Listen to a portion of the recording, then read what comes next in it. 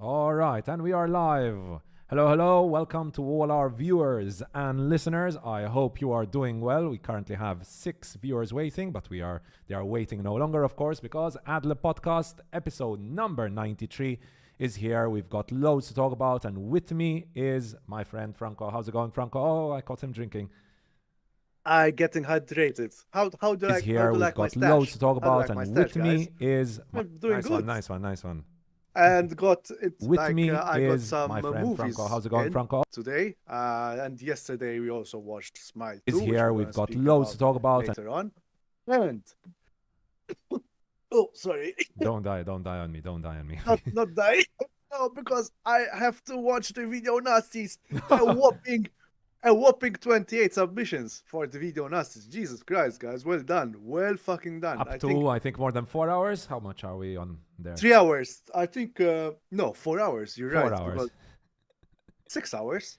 Because from Sheesh. 6 till 12. No, but there's lots of Sheesh. breaks. There's lots of breaks. There's like 15-minute Yes, breaks in yes. between. There's So there's there's there's a half an hour. No, there's a half an hour break between each. Half an hour intermission. there we go. So So yeah. basically, I think you can show them how Bruce.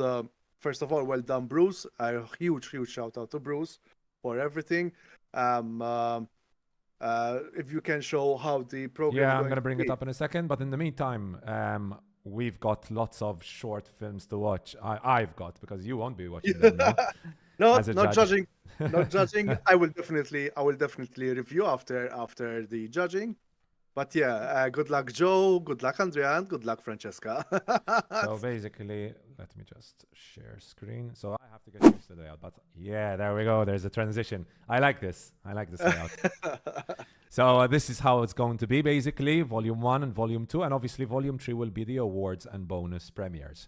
Well done to Bruce for organizing all of this, because it must have been a massive headache to organize the whole of Video Nasties. Must be a massive headache. I wouldn't want to be in his in his shoes. But it's also impressive, Franco, how many short films have been produced and made it on Yeah. time. Everyone, basically all of these made it on time, which is really impressive. And I've started watching a few.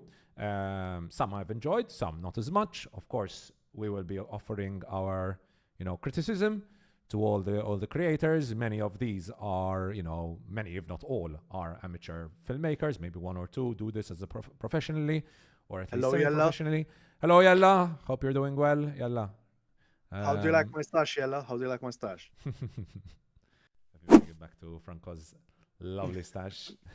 No, don't put me. I thought you were putting me like on spotlight. Sorry. No, I haven't set that up yet. Okay.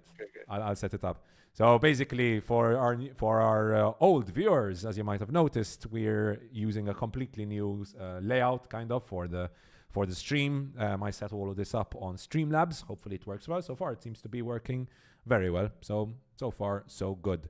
Quality-wise, I mean, we're streaming at 1080p, so it seems to be quite clear as well. So good stuff so far. Sound-wise, if you can get some feedback on the sound, maybe myself or Franco are a bit too loud, please let us know, since this is the first time we're using this kind of like setup and whole thing. But with that, Franco, shall we get going with what we have planned for this week? Because today we actually have quite a busy week. Last week's was not busy at all. This week is quite busy, because this week we've got quite a big trailer to talk about. From Comic-Con, we got the trailer for Creature Commandos, which I'm excited to talk about. It's looking great, really looking great. We'll talk about that. Then lots of news.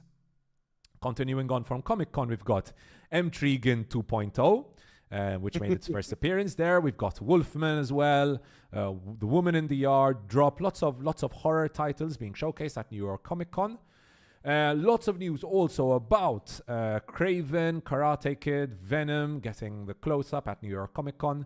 And then some other news. First of all, we'll be talking about Gladiator 2, which got its first early reactions from the screening, and lots of critics are calling it a total spectacle with a pulsating pace. I've seen lots of creators also mentioning how it's probably one of Ridley Scott's best films since The Martian, which, to be fair, is not saying much in my opinion. Also, we've got Luca Guadagnino, for some godforsaken reason, who is readapting, not remaking the film. He's readapting the book, New American Psycho. They seem to specify on that point. He said the same for Suspiria, so anyway. Yeah, and I haven't watched Suspiria, but most people seem to like the readaptation of Suspiria. So Okay.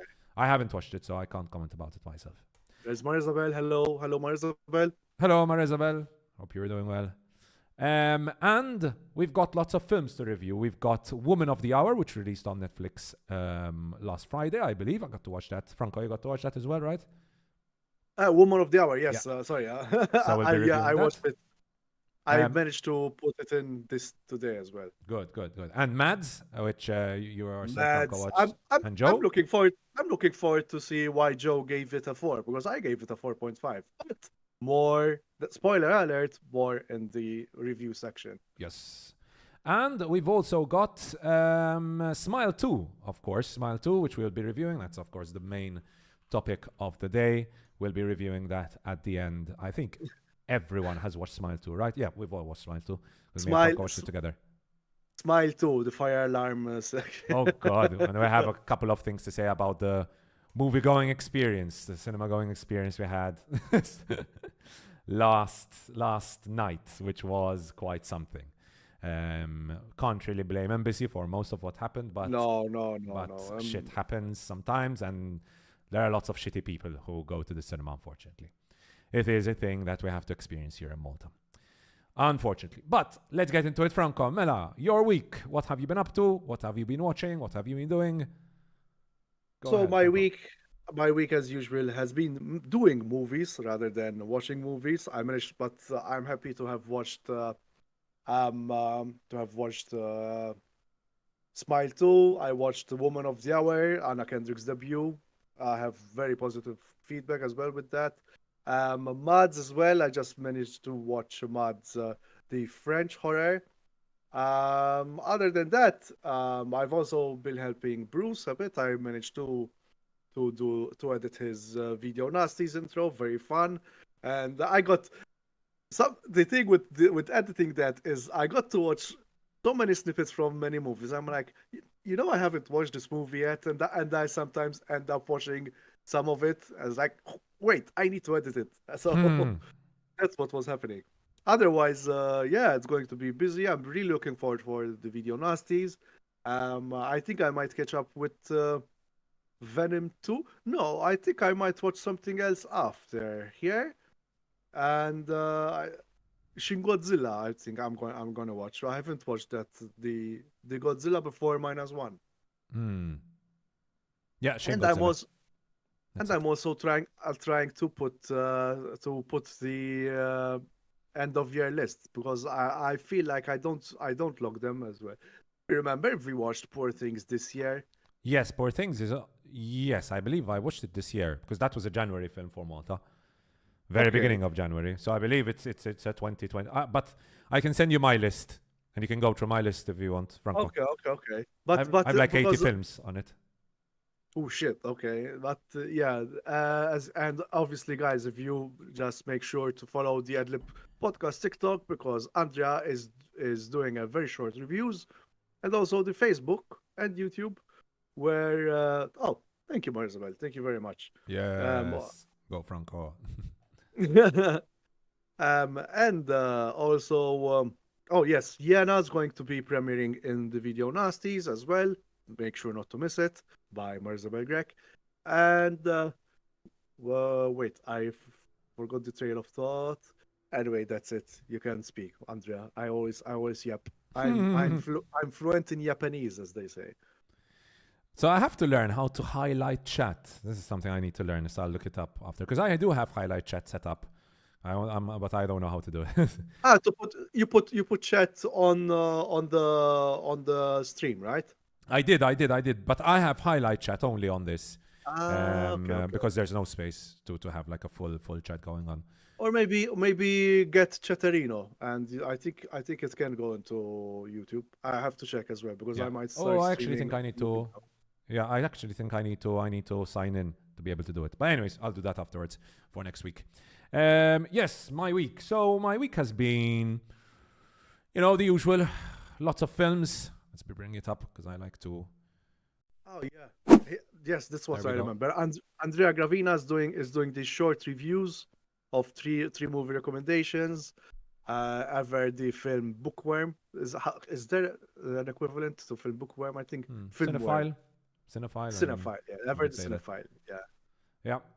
Yeah. So yeah, I gotten lots of good feedback about that. Lots of my workmates, for example, tell me I'm using those basically to to see what to watch in the weekend. Sometimes they're a bit too old for my liking, but I mean, I try to. I I mean, what mean, am I going to talk about? Go watch The Dark Knight or go watch like listen, I'm seeing some recommendations here. The Third Man is a great movie. People think that old movies are bad, but some of the techniques that we use today, if you see some movies back in the day, we're like, holy shit, they did them before, right before. hmm hmm I think the Third Man is it's one that uses a lot of Dutch angles as well, right? exactly, lots of Dutch angle, mostly completely. I think almost the whole film is shot at Dutch angles, In Dutch basically. angle. And of course, there is no spoilers. I mean, it is a film released in 1949, but it is what it is. But there are lots of. There's one particular scene, which is one of my favorite scenes of all time, where a particular character appears. He's at one point he's in the darkness, and then the woman opens the window, and the light flashes on his face, and we see the smile and the grin that only that Cinema. particular actor Cinema. slash director slash writer slash genius could, portray, and it's And- so good. And the soundtrack. The soundtrack is. I'm not the biggest fan. In fact, that's why I gave it a 4.5 because I'm not just because of the score. That's it. Because there's the soundtrack. That's it. That's the one reason. The one thing I'm not the biggest fan of. I'm sure if I've watched it like 2 times now, The Third Man. I'm sure if I watch it maybe 5 more times, it'll start to grow on me. But in my head, it's always fuck. This is SpongeBob music. Like I can't get it out of my head. It's like, how can I take this film seriously? At the same time, this is such a serious film. That's not gonna escape my brain as well now. I couldn't get it out of my head. But yeah, Third Man is and the shots underground with the smoke. I mean, it's just mind blowing. American Psycho, I watched it for my lecture on Tuesday, which was a very interesting film adaptation. It will actually interesting that we'll be discussing it later on as well. Smile 1, which I prepared, of course, for Smile 2, had a good time. Jaws, which I put up a TikTok on that. I took your recommendation, by the way, Franco. I watched Hiroshima, Mon Amour. I really liked it. Like the first montage of Hiroshima and the destruction of Hiroshima and the post-war kind of like is so beautiful and horrific to watch. Honestly, it's horrific to watch. Yep. Apart from that, Dr. Zhivago is a personal favorite of mine, so I mean, I'm always going to love watching that. I'm watching it for my Thursday lecture now. It's an adaptation from a comic book, from an Italian comic book, basically. Really? Yes. No, okay. Fumetti from Fumetti. Baba Yaga. I thought you meant Zhivago, but Zhivago. Baba Yaga. Yeah. Zhivago is okay, the book. okay. No, Zhivago is the book. Zhivago. I just watched it because I love it, to be honest. And to be perfectly honest with you, I think I'll do Dr. Zhivago as a book adaptation. I think there's some interesting differences between the two. Take care of the poster because you might be flagged. That's all I'm gonna say. Oh, true. Yep. Yeah, better not. Because Dr. Zhivago, there's a very interesting changes between the book and the film, of course. With the book obviously focusing more on the politics and the film focusing more on the romance kind of side of things. And but I mean, David Lean, like I said in my review, he just speaks my language of like epicness in films. It's just so impressive the way he like showcases massive scale in films. His score is so good. Do you remember the score in Dr. Zhivago, Franco? No, I haven't yet watched Dr. Zhivago. I've watched his Brief Encounter, which is funny. You know, Brief Encounter has no scope, but still has the minutiae of a relationship. Mm-hmm. I think he started from this small scale to then transition. open up into the epic scale and still not lose the scope of emotion, obviously. Exactly. To be fair, Lawrence of Arabia, I love, by the way, I love. That's a 5 out of 5 film for me. But it's not the kind of film where I go, oh, I got really emotional watching Lawrence. I get emotional watching the transition, for example. Or I get, but it's like it's the kind of film where I'm not getting very strong emotions. But of course, I love watching it anyways. This film, Dr. Zhivago, I get strong emotions from it. Plus, there are some transitions in Dr. Zhivago which are just crazy. Like there's one particular scene where you can see the ice particles on the window. And the ice particles look like flowers. Then it transitions to yellow flowers, which is like a visual representation of Lara, who is Zhivago's lover. And then it focuses on a flower, and then the flower transitions into Lara's face, and it's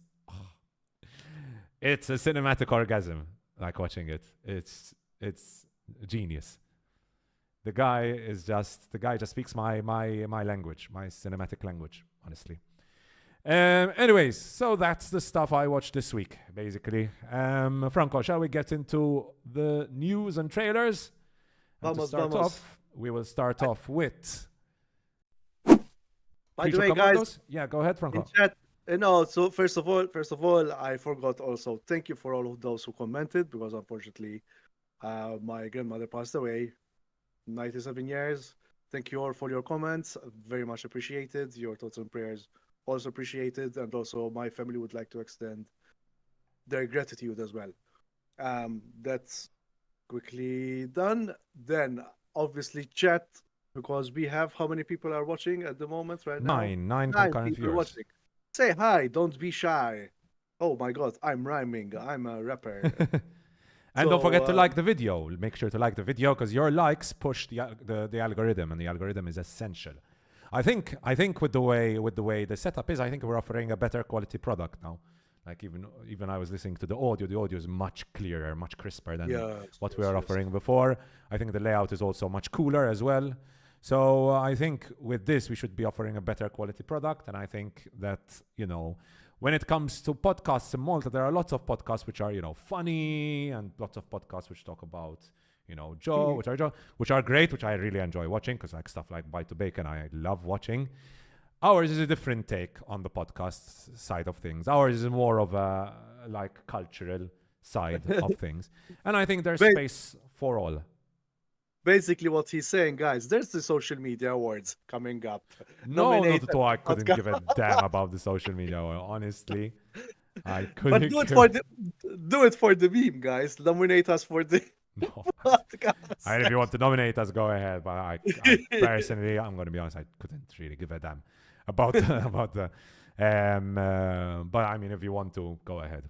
But I really do think we're offering, with this kind of quality, I really do think we're offering a very, very, very strong quality of podcast. So go ahead, leave a like, and whatever. If you want to nominate, go ahead. I don't really care about any kind of nominations. But let's get into it. So, topic number 1 of the day, as I said, your Comic-Con was going on this weekend, and we got a first look at Creature Commandos and its trailer. And I'm just going to say, Franco, the trailer looks amazing. And this is going to be the first title kicking off the new DC universe, which, like I said, we saw on Saturday. It's going to be a 7-episode adult animated series written and executive produced by Gunn, and based on DC characters, of course, which tracks a secret team of incarcerated monsters recruited for missions deemed too dangerous for humans. The trailer and obviously the series itself will have the voices of Viola Davis as Amanda Waller. There's The Bride with Indira Varma, Frankenstein with David Harbour, nice. Dr. Phosphorus with Alan Tudyk, love that. Weasel with Sean Gunn, love that. Nina Mazursky with Zoe Chow. G.I. Robot, that's also Gunn. Wait, Sean Gunn or James Gunn? I'm guessing Sean Gunn. And they're put upon handler in the field, of course, Rick Flag Sr. with Frank Grillo. So it's going to be interesting. Frank Grillo will be, what's his name? The father of, what's the name of Madonna? Rick Flag. Of Rick Flag. What's the actor? Joel Kinnaman. Joel Kinnaman, who I really liked in the second Suicide Squad. That was the Suicide Squad, which I really enjoyed. So Franco, and one last thing I wanted to mention before we get into it, Franco, is that all these voice actors, they are going to be here as voice actors, of course, because it's animated. But the interesting thing is that when these characters transition into live action films, they will actually be these actors will actually be portraying their characters as well. So if we get, for example, Nina Mazurski, that will be Zoe Chow. When we get Weasel, that'll be Sean Gunn. When we get Dr. Phosphorus, that'll be Alan Tudyk. And in fact, Alan Tudyk, for example, is going to be in the Superman film, apparently. So... not as Dr. Phosphorus. I don't know. But apparently, Alan Tudyk has a secret role in Superman. And nice. We'll see. So apparently, they are going to portray these characters in live-action films as well. It's going to be very continuous with Gunn. That's the plan. So, Franco, you had a look at the trailer. What do you think? I'm looking at it right now. It seems like it's not for kids, okay? Even though it's a cartoon, it's not for kids. Lots of gore. What it seems, it's very promising with the cast, with the voice cast as well. And it's interesting to see Frankenstein as well and his bride. I never expected this to see in the DC movie. Yeah, it feels like I think it's in the line of Invincible. That if you like Invincible and the style of animation, it's going to be very, very, very enjoyable. And it's interesting how they're going to keep the same actors when they transition into live action. And if it's in the hands of James Gunn, they're in very, very good hands, I have to say. 100%. Interestingly, this trailer was actually edited by the company that edited the trailers for season 2 and season 3 of Invincible. And there was a bit of an ongoing meme, apparently, between the Invincible community, who are saying that the animation that was added by the company that edited seasons 2 and 3 was better than the company that was making the animation, because apparently Invincible, as much as it is loved, is quite criticized by even its biggest fans for its animation quality. That seems to be an ongoing thing right now when it comes to Invincible. I don't watch Invincible, so I don't know. I just follow the community. But looking at this, it's bloody. It's funny. There's one scene, the shish kebab scene. I was laughing so much with the beast going like shish kebab. That was like hilarious. I think James Gunn's ability to take a character like, for example, GI Robot, right? He was called, and bring out a lot of heart and make us care for this character is going to be very evident in this series as well, because he just takes the most eclectic of characters and makes us love them. I also love the animation. Oh, here we have Mr. Joe Paolella joining us. Joe, don't forget to turn on the camera. Yes, I'm just fixing my sound settings right now. Yeah, and where we transition to 3.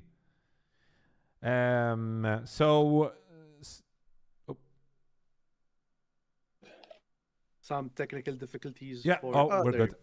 We're good. So yeah, I mean, I think this looks great. Looks fantastic in my opinion. Hello, Joe. How's it going, my friend? I'm good, guys. How are you? All good. Did you notice the new layout, Joe, on the podcast? I'm just in Discord, so I don't see anything right now. Yeah. When you switch it on, if you switch it on your mobile, just have a look at the layout. I think it looks really good, much better than what we had before, and the quality is much better as well. Andrea, you need now to join the stash gang now, because you're the only one without a stash now. I mean, but I also have the beer. So no, stash gang. No. Hashtag stash gang. True. Let's all look like pedos.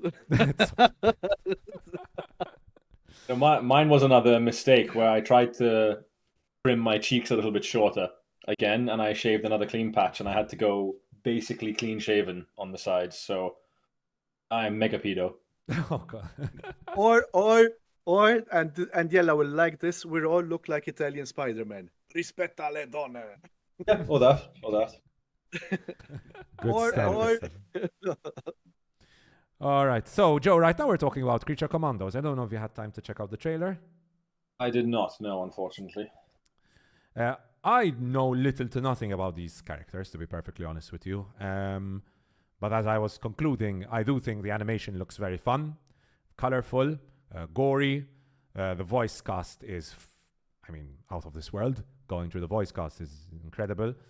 And yeah, I think this is going to be a fun. It's called an aperitif for the Superman film. Basically, that's what James Gunn described it. Yella said, "Italian Spider-Man is the greatest Australian short film of all time." You have to check it out, guys. It's so fun as well. I have not. Joe, do you want to add anything about Creature Commandos, or do you want to move on?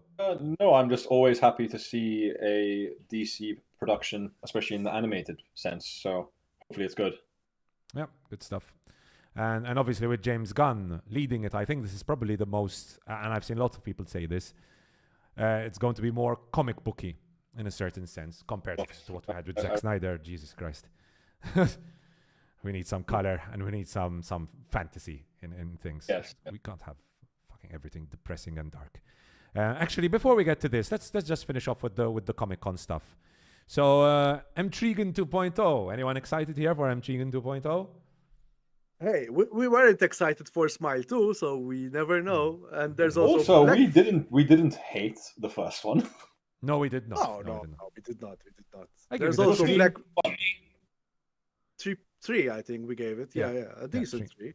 Yeah. And there's also Black Phone 2 now coming as well. So Didn't like that at all. Like that lots. I haven't watched it yet, so I don't have a comment. So there's that. Did you like it, Joe? It was okay. I was really disappointed. I don't know why. Just Apparently okay. people in America they love it. I don't know. I don't understand. It's That's like, it. That's the reason why I was disappointed. Like, I was hearing people say, like, this is the best horror film I've ever seen. And I watched it. But and I'm that's what they said about another best horror film, and it was like, yeah.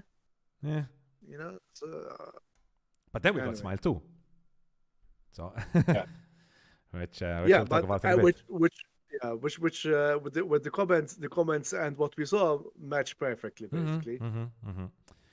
Anyway, so of course we had Jason Blum. I saw his top 4 films, which was a very particular choice of top 4 films. Anyways, and we got lots of updates. Joe, you got to watch the Wolfman trailer in the cinema. What do you think I about did, that? yes. Which I don't know how that kind of like didn't end us, the trailer at least. Like, we've known the film's been coming for a while, but apparently the trailer, the one I saw, was released over 2 months ago online, and now an extended trailer has been released just a couple of days ago. But the teaser I really liked in the cinema. I was just like, holy shit, this looks cool. And it's Lee Whannell, who I really liked his rendition of The Invisible Man. So hopefully we get another one of those. If he gets the monster verse of is that which is it? Invisible Man, Invisible Wolfman? Man, Wolfman, And Frankenstein? Frankenstein, Dracula. Is the Meg Gyllenhaal Frankenstein part of that same universe or different? No, not even the Guillermo del Toro Frankenstein spot. Okay. That's Oh, Netflix. wow, okay. So many Frankensteins. There's Frankenstein's Bride, right? No. classic There's one. The classic there's Bride of Frankenstein, yeah. Bride of Bride of Frankenstein, that's the one, yeah. Which I blew my mind how good that was. Like, that was fantastic film. And the Mummy is technically part of the MonsterVerse as well. okay. Yeah, but that was how then like Tom Cruise fucked it all up. I mean, That film sucked. I never Yep. went to watch that film. I never went to watch the Tom Cruise one. Stick to Brendan Fraser's. Yeah, Myself and a friend of mine tried to watch it thinking it would be like a good, bad watch. But it was just bad. Oh no. Anyway, so apparently we are getting a sequel to Mtrigan, and it's Mtrigan 2.0. A very interesting title. So yeah, Wolfman is going to follow the Invisible Man, which I haven't watched the 2020 Invisible Man. I watched the classic Invisible Man. I have not watched the 2020 one. Bro, No, I haven't. It's got I one haven't. of the best long takes like in recent memory. Ooh, okay. Talking get about on the long takes. fucking train. My father watched it before me. And he said, watch it. And when I watched it, was one. I was like this on the seats, like my nails into the seat. Yeah, my family loved it So- as well. My family loved it. They've been telling me to watch It's- it for a long time. Yes, it's great, and I think it's. Did Lee Wannell also make something called Upgrade, if I'm not mistaken? Yes. Upgrade, yes. That's a- Upgrade is very that's- good. I mean, he's also behind some of the early VHS films and also Saw. So like this is a very accomplished horror Yeah, director. Okay, I have. Upgrade's the one forgot with to the mention. lots of red lighting, right? Yeah. Yeah, the one where he starts to change into an AI. Which one was it? Yeah, Pretty much, yeah. that's the Yeah. one with the Yeah, chip, with the yeah, chip yeah. taking over. My friend had recommended that, and it's actually really good. So, anyways, we got Trigun 2.0 with more animatronics action, of course. It'll be interesting to see. And I saw the video. The video is really creepy. I saw mobile phone footage of this. Hi, New York Comic Con, miss me, sorry, and this whole small monologue from Intriguing. They're very creepy. That's coming out in June 27, 2025. Wolfman, and like we said, Joe got to watch the trailer for that. You got to watch the full trailer, right, Joe? No, just a teaser. Or they just the showed. teaser? Because the full trailer is out now, apparently. Yeah, they released, like yesterday or the day before. So that's there's the Wolfman there. The Woman in the Yard, which is don't know much about this. Really haven't heard much. But why Colette Serra spent the last few years making big budget features? It's Colette Serra, who made Jungle Cruise. Oh God. How Black Adam. how Oh God. Okay. No, but how Serra, didn't he do also Wreck, if I'm not mistaken? I haven't watched that, so I can't comment. I don't. I've watched I don't that know. and it's great, but I don't know who the director is. I don't know why they do Jungle Cruise and Black Adam. I'm gonna check for you right now, guys. Make a movie like a not there. That's an ambitious use of that terminology. Jesus. When you're the person who made Jungle Cruise and Black Adam, I wouldn't use the term author, to be honest. Modern techno thriller. Okay. Drop. Again, haven't heard of this. Mike Flanagan's The Exorcist. We got an update on that, which definitely is. I saw something good about that. What, Joe? Because you guys will know I'm a very big fan of what Flanagan does anyway, especially when you get to see the vision that he really wants to put out there. Like, have you guys seen the director's cut of Doctor Sleep?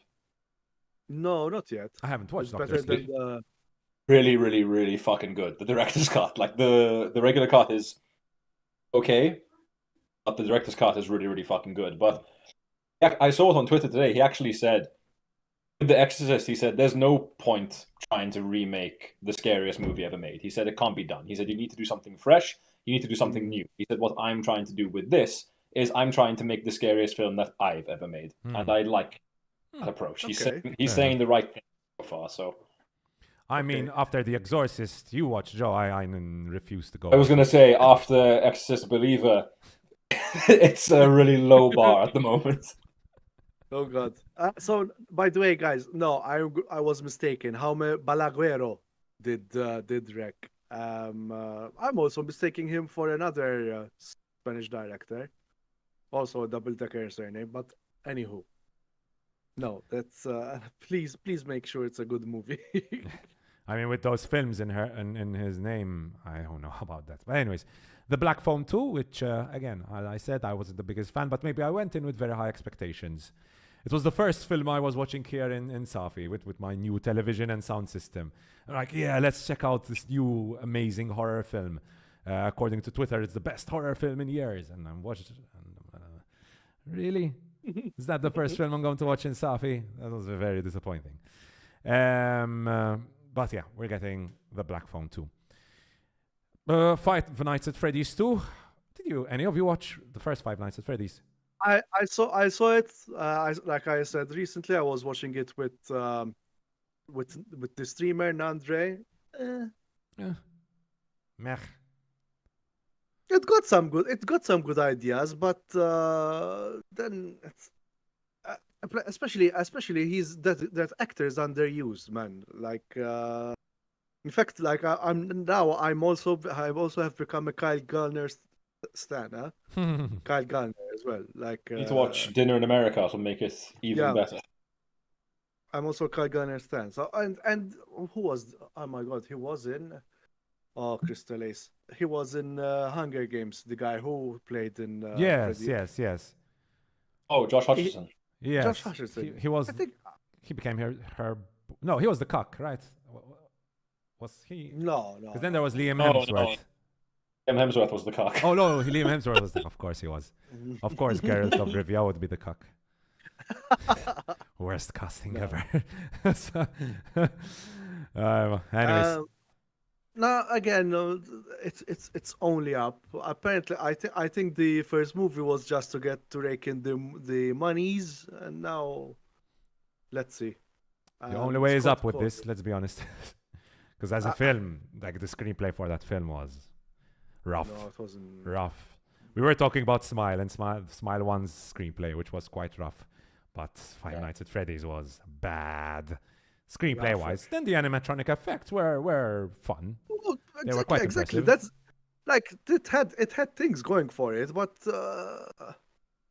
I think the problem with that movie is they tried to make it too much of a PG-13 movie. Yeah. Like fuck Yeah. PG-13. Well, the you game know? is quite brutal, apparently. I haven't played the game, but from what my students have said, because a lot of my students and ex-students played it, it's brutal at times.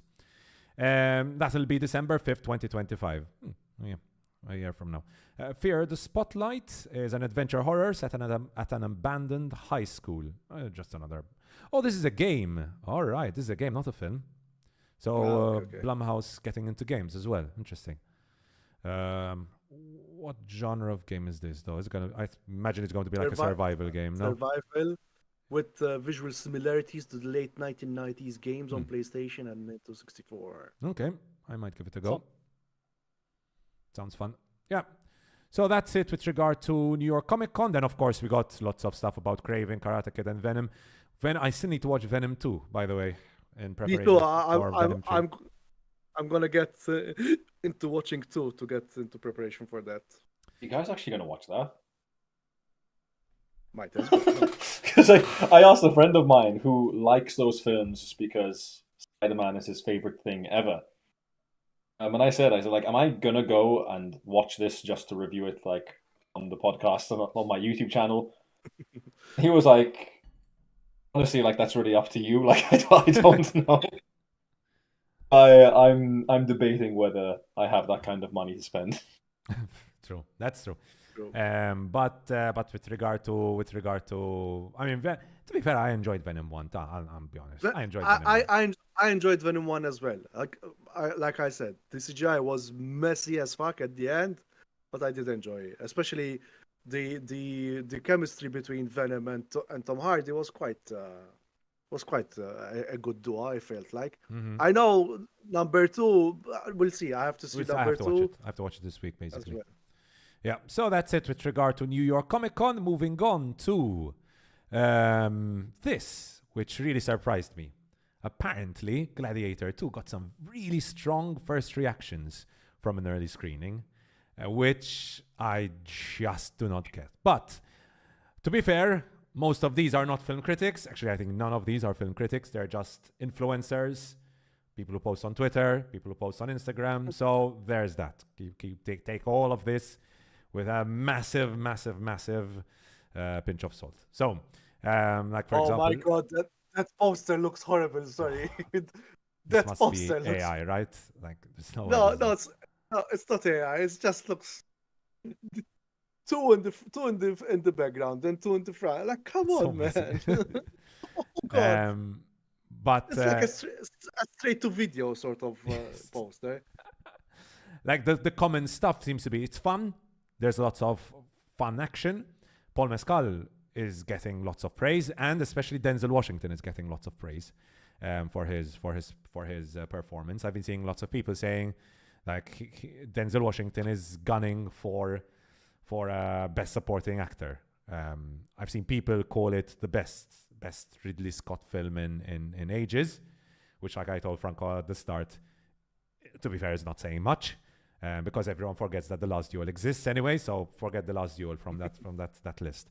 I mean, since The Martian, I don't think we've gotten any even decent Ridley Scott films, to be perfectly honest. There we go. Yeah, Joe. House of Gucci was hilarious. Was it good? No. But funny, yes. But were you laughing with the film or at the film? Does it matter? I still have to watch. I was laughing at the film and at Jared Leto especially. I was laughing with the film. I don't think it was done on purpose. Was it done on purpose? Absolutely not. I still had fun. I mean, we take it, right? I mean, I had a good laugh. Yes, it's true. I did have a massive laugh with House of Gucci, but I also hate fake Italian accents. So I was laughing, but at the same time, I was feeling my insides crawl inside me. Oh, I can't stand fake American Italian accents. Double whammy for what's his Adam Driver, because he had to do the fake Italian accent again for Ferrari. Yep. Like, no. Which, to be fair, was fine. Was fine. In Ferrari. But yes, lots of positive stuff. Yeah, Denzel Washington, like I said, getting lots of praise. What do you think, Franco, about all this massive praise that Gladiator 2 is getting? Remember, I watched the Gladiator 1 5 years after it came out. This doesn't encourage me. Obviously, I think I'm going to watch this in the cinema, not a weekend showing, please, Andrea. Or at least if we go for a weekend showing, we go in the morning or Sunday morning. Like after, I told you Sunday morning is the time to go to the cinema. Yeah. You look at me, bro. Anyway, but that's either Sunday morning, yes, or like afternoon, like the 1 o'clock, because everyone's gonna be at a restaurant or somewhere. Anyway, but yeah, I'm gonna check it out in the cinema this time round. So we'll see. I'm not keen on these sort of superlative words like "he still got it buzzing, epic Shakespearean tale of hope." Oh my goodness! Like, put your review into an AI, please, just to get the more verbal diarrhea and superlatives, please. You know. I mean, none of these are critics, like I said. So there's that. Joe, what do you think? What? About Gladiator 2 getting all this massive praise from lots of influencers? I hope they're right, because I want to enjoy it. So I hope it's not just overhyped articles of people that they've curated to go and see this film that will hype it up. So that I hope it's great, and I would love it to be great. A film which I love, which I've probably watched over 15 times in Gladiator. Okay. For every year that Franco missed watching it, I decided to watch it twice, basically. Social reactions are encouraged, or reviews are under embargo until further notice. By the way, guys, did you know that for a very long time, Gladiator was my girlfriend test? Yeah? Yeah. It was my girlfriend test. I watch Gladiator and see the reactions. My girlfriend test is a Serbian film. No, it's not. Sorry. My girlfriend film is joking. Satan Tango. Girlfriend test. My girlfriend test is Sailor or the 120 Days of Sodom. Oh my god.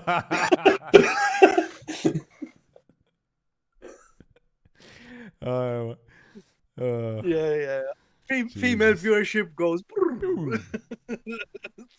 I'm sure Yella would enjoy it, though. Maybe Marisabel. Do you think Marisabel would enjoy it?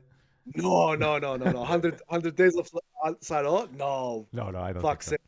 I think Yella would like it, though. I think that's her kind of jam. No, Yella would make fun of it. Have you watched Salo? Yella. I'm curious. But yeah, I mean, take it with, like I said, massive pinch of salt. I mean, you've got the Atom review call it epic masterpiece! ! Emotional with huge, stunning action. We'll see. But I mean, better that kind of news than. I lost what you said, Franco. Where they're showing it at X. Where is? Oh, message retracted. Oh, okay. They're showing that at Spots this week, I think. Satantango Yeah. showing. But how the fuck do you watch 7 hours of a film in a cinema? They did 2 intermissions in between, so I think it's 2, 3, 2, something like that, basically. Jesus, that's longer than Video Nasties. Yep.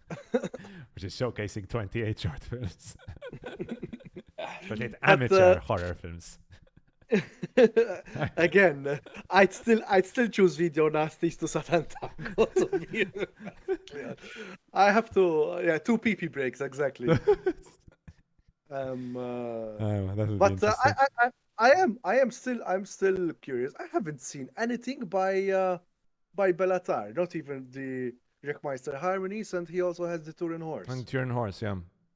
I know they're very slow. Yeah. It's like 15 minutes of staring at the same thing. I don't know if I can deal with it, to be honest. I need to try though. I need to at least try. We have to try.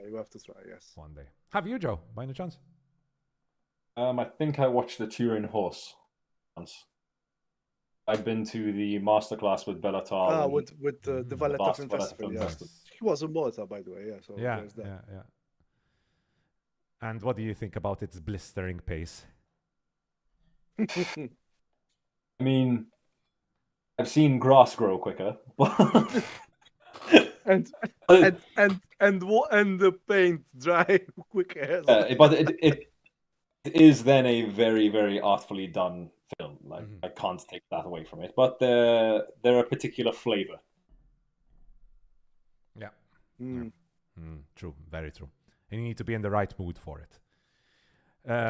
Talking about, we were talking about Satantango, which is 7 hours long. I recently rewatched for like the 6th, 7th, 8th time American Psycho for my class. And I was really surprised to see that it was 1 hour, 40 minutes long. And I'm like, holy shit, that's really, really great. Like, how you fit that whole book in 1 hour, 40 minutes is really impressive. Not a second is wasted in the American Psycho film of 2000. But yes, apparently, for some reason, I think I'm the guy who rejected the message. I said my girlfriend test is a Serbian movie, and I was only joking, by the way. Please underline that it's a freaking joke, because I fucking hated that movie. I watched it. Will not recommend. Okay. I haven't watched that one, by the way. Don't. Okay. You're blissfully ignorant. Trust me. But apparently, Luca Guadagnino, who I think everyone on this podcast loves, although I didn't love his latest film, I didn't love it. I liked it. Didn't love it though. Okay. But it does deserve a rewatch. To be fair, definitely deserves a rewatch because the conditions in which I watched it was very similar to the ones we had last Sunday. So. There's apart from the fact that apart from all of that noise and stuff, the sound was awful when I watched it. The sound was horrific. I couldn't hear half the dialogue. So that definitely impacted my opinion a little bit. But the specific thing that I got from this is that they are not remaking the film. They are readapting the book. The Bret Easton Ellis's 1991 novel, American Psycho. So it's basically going to be quite different to the film, the 2000 film. Now, how much you can actually adapt from the book, like if you're going to go for everything, where we've got fucking Patrick Bateman frying women, meat mince made out of women's, bodies, dead bodies. I don't know how much you can show that, and him smelling the smell and being like, yeah, it stinks, but women are. So it's fine. I don't know how much of that you can show in a film that gets. I imagine it's going to get a decent budget. But I don't know, guys. What do you think about this? It's a weird one. Joe, I don't know if you want to start off. I don't think we need it. Obviously these remakes and readaptations are always going to happen. But when it's something which is already great, why do we need it again? And okay, you're saying you're not remaking the film, but you're readapting the novel, which is, I think, a pretty loose way of saying it. And like we go back to Flanagan making an Exorcist remake. I don't know if he's readapting the book on that because the film is very, very faithful to the book, so it wouldn't make sense. You'd essentially just be remaking the film again. So hopefully, at least in terms of The Exorcist, it's actually just more of a reboot of that thing which ended up becoming intellectual property for that studio, because then obviously they had The Exorcist 2, Exorcist 3, and whatever. Maybe they want a kind of like fresh start with that. But I don't know, it's the original film has one of the most iconic performances of all time in Christian Bale and is loved by many. So just why? I'd rather a TV adaptation, which goes into like maybe like a different thing and you get more time with it. But no, maybe it'll be good. I mean, it's Guadagnino, so I'm sure it will be good. But Guadagnino seems to have a taste for cannibals as well. Yes. He not only did Bones and all, but he also works with a cannibal, as we all know. By the way. Oh, true. True. So I think it's up his alley. And Suspiria did you any of you watch Suspiria? I did. The new one, of course, not the old one. I watched the old one. I haven't watched the remake. That's a good remake, what he did there, because it has basically nothing in common with the Argento original. Okay. It's about an hour longer than the Argento one as well. Yeah. But it's good. It's in a way it's more psychological. Maybe a little bit more supernatural as well. I adore the Argento version, so it's gonna be hard for me to watch the new one. It's one of my personal favorites. I haven't watched neither, but looking forward to go through both of them and see. I mean, the Argento one, Franco, you're going to love, knowing your taste. No, the Argento one, you're going to adore. Every time I see the colors in that, it's like, when will I get to watch that movie? My favorite Argento, by the way, is Profondo Rosso, and I still have to watch many others of his because apparently he's got a really good, an excellent tracking. I've watched the opening of Tenebrae as well. It's a really interesting opening shot as well, all done in a crane shot. So, by the way, interesting thing. For some reason, the algorithm, of course, brings up a lot of Italian cinema lovers kind of pages, and I noticed, and lots of people are commenting about it as well. Lots of Italians really hate on Italian directors who go to make films in the US, like Guadagnino and Argento, and it's interesting to see how much hate they get. Like Guadagnino is getting so much hate in one of the comment sections, mostly from like boomers, Italians, 50 and 60-year-olds. And even Muccino, Gabriele Muccino, he did something with Will Smith. He did two with Will Smith, if I'm not mistaken. One with his son. What was that name? 7 Pounds, I think it was called 7 Pounds. Yeah. And he also remade L'Ultimo Bacio, which was really unnecessary, which was The Last Kiss with I forgot the guy. He was in Orange County, the series, by the way, the OC. Anyway. Yeah, and I think the last thing we have to ask is who replaces Christian Bale, because that's a thankless task, basically. Timothée Chalamet. No. If anyone is going to be in this film, and this comes from a certain sect of fans of this TV show, because he is Patrick Bateman basically in the TV show. It's Glenn Howerton from It's Always Sunny in Philadelphia. One who was in Blackberry as well. His character in It's Always Sunny is essentially a psychopath sex pest. Does he have the physicality for the role, though? Yes. He does. Okay. Glenn Powell. Oh, he's pretty. Yeah, but that's the idea. That's the idea. I mean, I've read the book. I prefer the book to the movie, by the way. Really? Yeah, but Oh yeah. shit. Okay. No, I told you, in fact, Andrea. Oh yeah, yeah, yeah, yeah, yeah. It's don't get me wrong. It's a revolting And book. boring. Uh, Oh my god.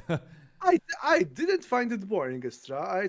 It's because it's a very scathing attack of the yuppie generation. Phil And Collins' new album was. Ah, no, but when it's those takes or Huey Lewis and the News. yeah. I don't know, the Mary Herron. To be honest, I'd rather than Luca Guadagnino, I'd rather want to see another female director take it on, especially after watching Anna Kendrick's movie. Yeah. Because you're right about many victims being women, and it doesn't sit well. Don't get me wrong, but if a woman director took it on again, yes, like Anna Kendrick, because Anna Kendrick is quite good, or Coralie Fargia, if we're speaking of women directors, because Fargia made Hers an would be excellent. demented. Yeah, but it would be interesting if Fargia took it over rather than Guadagnino. I mean, I'm looking. you could flip the gender in the story as well, have it be a female central character. I don't Wouldn't think be that that- works though. That doesn't No, work. no, though. no. It needs the male character. It needs to be a white male because of the 80s yuppie culture. It doesn't make sense if it's a woman, I think. I haven't read the book, so I can't comment there. I'm just thinking out loud. It basically needs to be exactly what Christian Bale was in the first film. It literally has to be that. Like very white, very privileged looking person who takes advantage of his position, but he also needs to look able to deal with people like Donald Trump, for example, because Donald Trump is basically the peak yuppie, kind of like the person they all looked up to. Whilst at the same time have that kind of charisma, but at the same time have the demented kind of look that only an amazing actor like Christian Bale can portray. So it's a very, very interesting combination. And Sebastian Stan could be a good, or Jeremy Strong. Or Jeremy Strong. Jeremy Strong, I don't think, because Jeremy Strong always has like even in Succession, for example, he looks a little pathetic. He's not as handsome as Stan or Bale. Yes. Yeah, right. And I think to have that sort of charisma, yeah. And I think, having read the summary to The Apprentice, it's going to come out in The Apprentice as well, where he starts off as Donald Trump's mentor, and then stuff happens to him. Mm-hmm. I don't really know the history. I just saw the summary really quickly. And I don't think he has the physicality either for it. But yes, Sebastian Stan, I can see. I think that's another interesting casting choice. Anyways, talking about female directors. Franco, shall we use that to transition to our reviews? Hey. And Excellent. before we start with the reviews, viewers and listeners, don't forget to leave a like on the video if you are enjoying it. Right now we have 10 viewers. Thank you to all 10 viewers for spending your evening with the Ad Lib Podcast. I hope you're enjoying the new layout, the new setup of the whole podcast with the transitions and everything. I hope to continue improving on the whole setup, maybe add a more interesting transition to it all. But give us feedback, please. I'd like to have as much feedback as possible, especially tell me what you don't like about the new setup so I can change it. I hope the audio quality is good. I hope the picture quality is good, but I think it's much better than what we'd been working with previously. And it's free, so there's that as well. Even the church, the Safi Church knows it's time for the reviews. Oh God, I'm doing my TikTok review and I'm like, and the Woman of the Hour is a fantastic dong. I'm not going to start again. Oh, it's so annoying. Every 15 minutes, I have to make sure I'm not doing the TikTok every 15 minutes. Anyways, so let's start off with the first review of the day. Since we're talking about female directors, we'll move on to a debutante, first feature-length debut. And of course, here we are talking about Woman of the Hour. Franco, you want to get going with Woman of the Hour? Okay. I'm going to say she was also a strong debutante because it's a very impressive debut. Woman of the Hour is the story. It's based on a real story where basically a serial killer back in the 70s appeared on a dating game show, the dating game show. and I have to read again. But basically, at the end of the movie, they show that it was someone called Rodney Alcala. I Exactly. for, I for, wasn't there was also another. I'm not sure if it happened again with a different serial killer, if I'm It not did. mistaken. But what's Jesus. his name? It's shocking Um, this uh, happened once. If it happened twice. yeah, I mean, I'm not sure if it was with this whole recently Zac Efron portrayed this serial killer, but I may be mistaken. Be corrected. It happened once, I know, and this is basically a movie surrounding that incident, but it takes multiple. Oh, it's guys, you okay? Yeah, I'm good. Okay, no, because it was loading, and I thought All something right. happened. So it takes multiple viewpoints. It obviously takes the viewpoint of the killer, but also takes the viewpoints of the women as well. And yeah, it is a feminist movie. Sorry, let's start from this story basically. So Cheryl Bradshaw, a single woman looking for a suitor on a hit 1970s TV show, chooses charming bachelor Rodney Alcala, unaware that behind the men's gentle facade he hides a deadly secret. Um, uh, I'm not spoiling anything as such because this is like if you search for this incident, you'll find many articles and most probably there are some documentaries. But oh my god, the I cannot tell you how angry I was feeling, and in a good sense, because it's like there was a moment where I really felt for one of the characters, for them not being believed that listen, Mm-hmm. this guy is a dangerous motherfucker, please take care. And it's really I it's a very interesting for guys who want to really open their minds and how what it's like to be a woman. The character of Cheryl Bradshaw, before even going into the dating game show, experiences lots of um, um, one of them, I think it's harassment, pure harassment. Like a guy just barges into her apartment and he makes it her own. It's like Mm-hmm. she didn't even tell you, come the fuck in, you know? That's one thing. And then And then when they're having a besides, drink, he tries to take advantage uh, of the situation. yeah, of course. And it's like she basically the word that they use is she pity fucks him, and then she feels bad about herself, you know. Which, by the way, great performance by a comedian as well. Another great performance here, Holmes. He's a comedian, and I was thinking a lot about what's his name, the guy who did um, um, the pianist. He was in pretty. Oh my god, the names right now. Sorry, Yes, guys. Adrian Brody. No, not Adrian Brody. He was pretty young, like the moment of where she shines and takes control